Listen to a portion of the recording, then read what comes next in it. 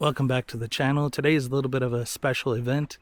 I'm out here photographing and filming I should say, fireflies. And in order to do this, I'm going to recommend that you bring like a headlamp like I have. This is a cheaper one. I'd recommend Coast if you have Coast. I have a Coast headlamp, but I'm not sure where I left it, so I'm definitely going to pick up another one. But I highly recommend a good sturdy tripod with a ball head or whatever configuration you have to keep it steady and as stationary as possible. The next thing that I'd recommend, since you're using LED like headlamps or whatever, make sure you have some type of power bank. And you need something with a wide aperture. I like shooting with wide angle lenses. I love shooting with 21 millimeters. So that's what I'm shooting with today. And the next place you're going to need to find is a wooded area that doesn't have too much light pollution, too many street lights or anything like that nearby. If you can get out into a, like let's say, state park, a national park, and film, that's probably the best thing to do. And you're going to want to scout out during the day or come like an hour or two before the sun sets. That way you can get a clear cut layout of the land, set up things maybe in advance, choose some places you want to go to. And then that way it's easy to navigate back to where you were before and shoot the fireflies or lightning bugs, whatever you may call them in your area. But again, you want to start shooting the fireflies basically right at sunset. That's when they become the most active, and they usually stop being really active around probably, I'd say, 9:30. Depending on where you're at, your location and the species, you'll find them active even right up till midnight. But again, that depends where you're at. Humidity, weather, if it's rainy, something like that, it can basically postpone their activity. But again, I'm kind of lucky because I have a mist in the area. So if it's kind of foggy looking, I apologize. There's like a fine mist in the air. It's everywhere right now.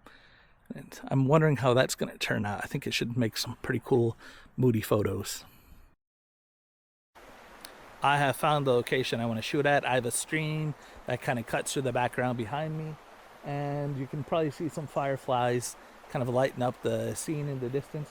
There's a bit of a rocky kind of surface over here, or hillside, cliffside, and down here there's a stream that meanders through here. So I'm going to shoot that, and there's light coming through the valley, so I should be able to get some nice exposures here.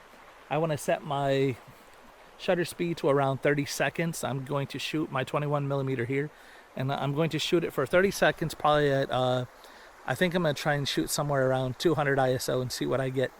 And I can experiment with that for the best settings and the best imagery.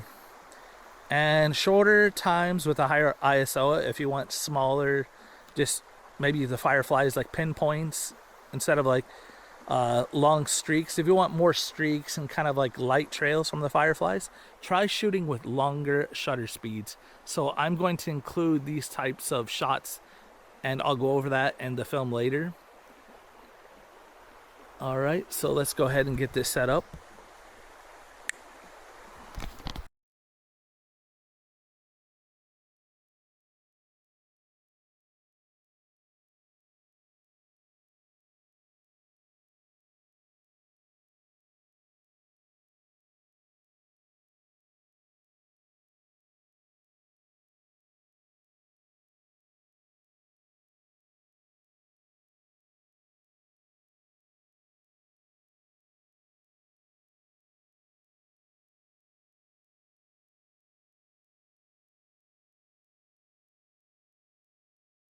And something else to consider when you're out here filming the fireflies, you're going to want to do it when it's really hot and it's been humid. Maybe after a couple of days of showers, they're very active.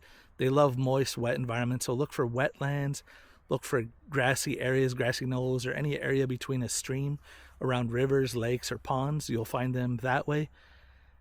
And if you're very lucky, sometimes you'll come and there'll just be hundreds and hundreds of them coming up at one time.